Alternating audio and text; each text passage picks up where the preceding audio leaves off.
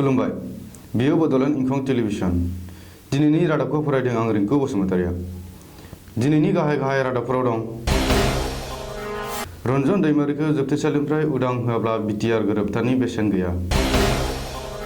रायजोफोरा बेसेन नाङै सोरखारि माइरं मोनजासिगोन रायजो सोरखारा असम दर्शन बिथांखिखौ जागायबाय कानि हेंथायै सोमावसारनाया असमखौ 200 बोसोर उनफारसे लांबाय बुंदों अतुल बरा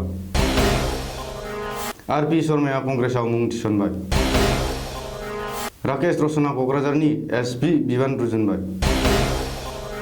खैराबारियाव मुंख्लं गार्डेन बेखेवदों डनाल्ड ट्राम्पआ बिसिजों लोगोसे दिनै भारतआव दावबायफैदों दानिया आबुं रादाब एनडिएफबिनि दैदेनगिरि रन्जन दैमारिखौ जोबथेसालिनिफ्राय उदां होआब्ला बिटिआर गोरोबथानि बेसेन गैया बे बाथ्राखौ जथायै बुंदों peoples joint action committee for Bodoland movement आरो बड'लेण्ड स्टुडेन्ट इउनियनआ peoples joint action committee for Bodoland मुभमेन्टनि आफादगिरि मार्टिन बसुमतारी आरो बड'लेण्ड स्टुडेन्ट इउनियननि गाहाय नेहाथारि बनजित मनजिला मोनसे प्रेस बिबुंसारनि गेजेरजों एनडिएफबिनि दैदेनगिरि रन्जन दैमारिखौ जोबथेसालिनिफ्राय उदां होनांगौ होननानै भारत सोरखार आरो आसाम सोरखारनिसिम दाबि होदों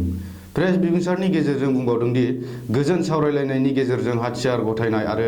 बिटिआर गोरोबथायाव मुंसाइ होनाय एनडिएफबिनि दैदेनगिरिखौ जोबथेसालिनिफ्राय उदां होआब्ला बिटिआर गोरोबथानि जेबो बेसेन थानाय नङा सर्बानन्द सन'वाल दैदेननाय रायजो सोरखारा गोरिब रायजोफोरनि थाखाय मोजां खौरां लानानै फैदों फैगौ मे दाननिफ्राय रायजोफोरा बेसेन नाङै सोरखारि माइरं मोनजासिगोन आथिखालाव 1 राङाव सोरखारा होगासिनो थानाय माइरंखौ बेसेन गैयाजासे मोनसिगोन सेनि आरो दालिखौबो खावसे बेसेनाव सोरखारा होगोन बे बाथ्राखौ रबिबारखालि डिब्रुगड़आव खुंनाय संकल्प जात्रायाव आसामनि राङारि मन्थ्रि हिमन्त बिश्व शर्माया बुंदों बबेखानि आसामाव आरोबाव गंसे मेडिकेल कलेज गायसनबावसिगोन बे गोदान मेडिकेल कलेजखौ सराइदेव जिल्लानि सनादियाव गायसननाय जागोन होननानै फोसावदों हिमन्त बिश्व शर्माया मख'नो गोनांदि बेसेन नाङै माइरं मोनजायोब्ला आरो सेनि दालिखौबो खावसेल' बेसेनावनो मोनोब्ला सरासनस्रा गोरिब सुबुंफोरनि थाखाय जोबोरैनो बानजायनां जागोनखौ नुहुरो आसामाव धोरोमारि जौगाखांनाय आरो दावबायनायखौ लोब्बा लानानै दिनै असम दर्शन बिथांखिखौ बेखेवबाय गुवाहाटी भेटेरिनारि गेलेग्रा फोथाराव खुंनाय सोरखारि हाबाफारिनि गेजेरजों आसामनि गिबि मन्थ्रि सर्बानन्द सन'वाल आरो मन्थ्रि हिमन्त बिश्व शर्माया दिनै असम दर्शन बिथांखिखौ बेखेवो मख'नो गोनांदि बे बिथांखिनि सिङाव रायजो 915 धोरोमारि थावनिफोरा 10 लाख रां अनसुंथाइ मोनगोन दर्शन बिथांखिनि सिङाव आसामनि दावबाय बिफानखौ जौगाखांहोनायनि जुनै रायजो सोरखारा 150 कौटि रांखौ बाजेटआव फोसावखानानै दोननाय जादों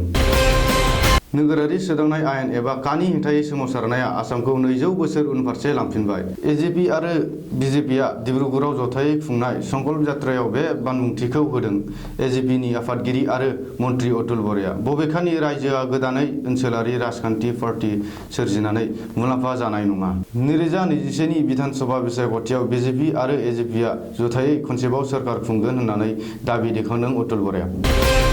तेजपुर लकसभानि आगुनि बिजेपि एमपि रामप्रसाद शर्माया दिनै कंग्रेसआव गावनि मुंखौ थिसनमारबाय कंग्रेसनि गाहाय नेहाथारि केसि भेनुगपाल आसामनि आगु गिबि मन्थ्रि तरुण गगৈ आरो पार्टीनि गोबांसा दैदेनगिरिफोरा दिनै आरपि शर्माखौ कंग्रेसआव बरायदों दिनै कंग्रेसआव हाबफैनायनि उनावनो आरपि शर्माया खौरांगिरिफोरनि सिगाङाव बुंदों दि आंनि आबौआबो कंग्रेसीमोन आरो आंबो पार्टीनि सासे सोद्रोमा जानानै खामानि मावगोन बिजेपिनि गोबांसा दैदेनगिरिफोरानो कंग्रेसआव हाबफैगोन राजेन सिंहखौ ट्रेन्सफार खालामनायनि उनाव राकेश रसना क'क्राझारनि गोदान एसपि महरै बिबान रुजुनबाय क'क्राझारनि गोदान एसपि राकेश रसना रबिबारखालि क'क्राझाराव जयेन जाफैयो आरो लोगो लोगो गावनि बिबान रुजुनफैयो बबेखानि क'क्राझार जिल्लायाव गोजोन आरो आयेन आब्रुथिखौ थियैनो लाखिनो थाखाय जा राहा लानांगौ बेखौ लागोन आरो गोख्रों नोजोर लाखिगोन होननानै दिनै खौरांगिरिनि मोगा-मोगियाव क'क्राझारनि गोदानै थिसनजानाय एसपि राकेश रसना बुंदों उदालगुरि जिल्लानि खैराबारियाव लुफुंजानाय रबिबारखालि बिटिसिनि गाहाय खुंगिरि हाग्रामा महिलारिया गंसे मुंख्लं गार्डेनखौ बेखेवनानै होयो गार्डेनाव दङ बड'फानि ब्रन्ज मुसुखा इं 1989 मायथाइनि बड'लेण्ड सोमावसारनायाव खैराबारि हालामनिफ्राय मुंख्लं जालांनाय सा 47 मुंख्लंफोरनि मुं खाम्फा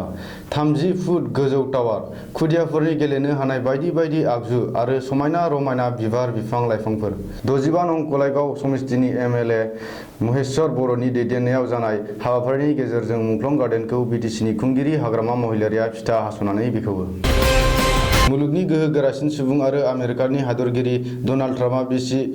मेलानिया ट्राम्पजों लोगोसे दिनै भारतआव दावबायफैदों। दिनै सानजौफुनि 12 रिंगानि सिगां डनाल्ड ट्राम्पनि उरांआ गुजरातनि आहमेदाबादआव लेन्ड खालामफैदों, जेराव गाहाय मन्त्रि नरेन्द्र मदिआ बरायनो नेनानै दंखायोमोन। उरांनिफ्राय ओंखारनायनि उनावनो डनाल्ड ट्राम्पआ बिसि आरो मदिजों लोगोसे मटेरा स्टेडियामाव बानजायनाय नमस्ते ट्राम्प हाबाफारियाव बाहागो लाहैयो। दिनै बेलासे समाव ट्राम्पआ आहमेदाबादनिफ्राय दिल्लीनि आग्रा फारसे रावना होयो आरो जारिमिनारि ताजमहलखौ नायहैयो। सुलुङाव मिथिनो मोननाय बायदिब्ला गाबोन डनाल्ड ट्राम्पआ नरेन्द्र मदिजों लोगोसे सावराय जखगोन आरो हादरगिरि रामनाथ क'विन्द, लेङाइ हादरगिरि भेंकाया नायडु आरो बायजोआरि मन्त्रि एस जयशंकरमोनखौबो लोगो हमलांगोन। दिनैनि रादाबा एसेनोसै। गोजोन्थों।